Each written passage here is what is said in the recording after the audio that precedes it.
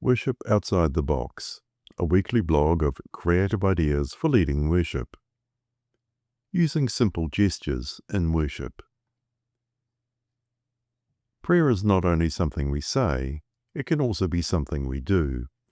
It can involve the whole body, not just the mind and voice. Here's a creative, gentle idea. What if we invited people to pray not only with spoken responses or silence, but also with simple gestures? This doesn't need to be dramatic, complicated, or self-conscious.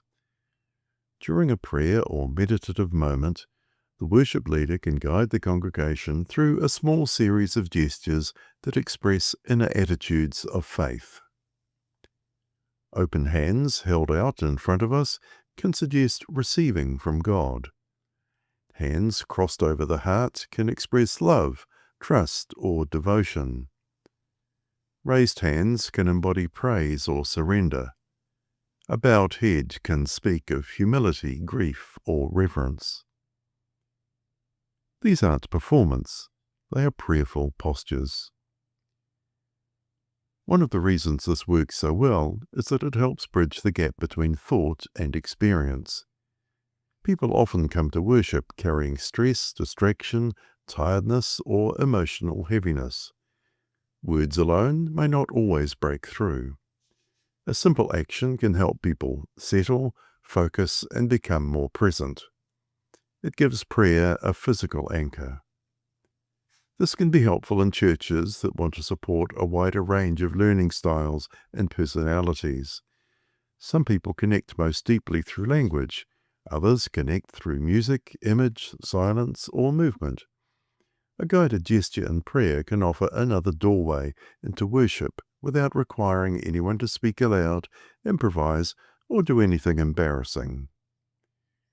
The leader might say something like, "As we pray, hold your hands open as a sign of readiness to receive God's love," or "Place your hand over your heart as we remember those who are hurting," or "Raise your hands as we offer praise for the goodness of life."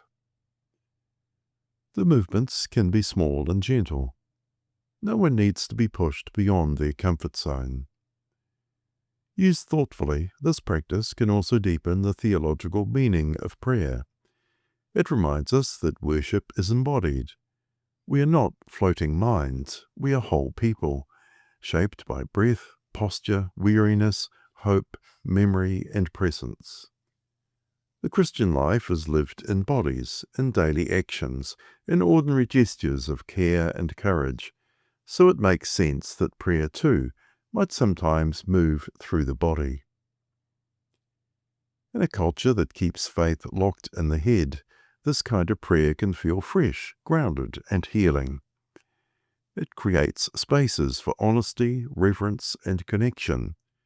It turns a moment of prayer into something felt as well as heard.